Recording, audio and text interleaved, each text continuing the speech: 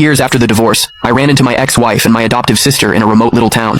In the years since I'd seen them, one had become a superstar, the other the head of the powerful Prescott family, and I was running a tiny, hole-in-the-wall diner. The moment our eyes met, they both froze. Serafina, my ex-wife, quickly hid a medical report behind her back.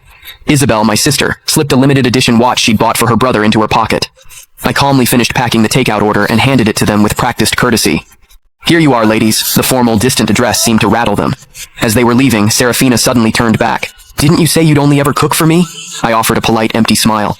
The foolish promises of youth, they don't mean much now, just like the people and memories I once thought I could never get over. With time, they had all faded to nothing. Through the open glass door, the noise of the street drifted in, but it couldn't dispel the frozen silence that had settled over the diner. The two women who had conspired to ruin me, to cast me out of my own home, now stood at the counter, unwilling to leave. Serafina clutched the plastic bag of food, choosing her words carefully. "Owen is injured and needs to recuperate. The facilities here are excellent, so we brought him to stay for a while. Mom and Dad, they came too," she added. "Do you want to see them?" I shook my head, wiping a grease stain from the countertop. "No, that's not necessary. Please give my regards to Mr. and Mrs. Prescott." I paused, then added, "Actually, it's probably best you don't mention me at all. Being associated with someone like me would only tarnish the Prescott name." At that, my adoptive sister Isabel's brow furrowed. "Noah, these past few years Noah!" A young woman with streaks of red in her hair bounced into the diner, instantly latching onto my arm like a koala. "I'm starving. The school cafeteria food was literal poison today," I chuckled, ruffling her hair. "You say that every day, Gigi. There's a plate of your favorite shrimp scampi in the kitchen. I just made it. Go get it yourself." Gigi just hugged my arm tighter, whining, "No, you have to eat with me." Noticing that my other two visitors still hadn't left, my smile faded.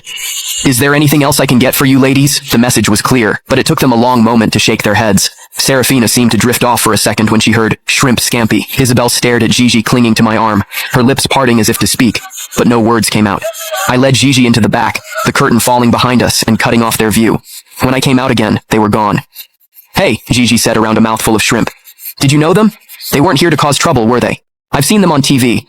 One's a huge celebrity, the other runs the Prescott Corporation. They're kind of a big deal." I placed another shrimp in her bowl. "Just regular customers," I said with a light laugh.